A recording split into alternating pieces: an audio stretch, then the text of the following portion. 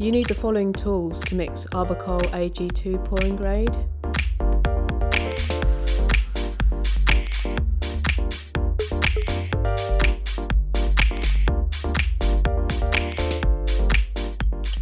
Open the tin and remove the sachet of curing agent. Cut the end off from the curing agent sachet and carefully squeeze all the curing agent into the tin of the base mix. Note that the two materials are different colours. Ensure that all of the content of the curing agent are removed from the sachet so the correct mix ratio is achieved. Clamp the tin in a secure position between feet. Make sure no loose clothing can get in the way of the drill when in use. Using the drill with mixing paddle at a low speed, carefully mix the contents until a uniform colour is achieved. During mixing process, ensure to stop halfway and scrape the sides so the material is mixed evenly.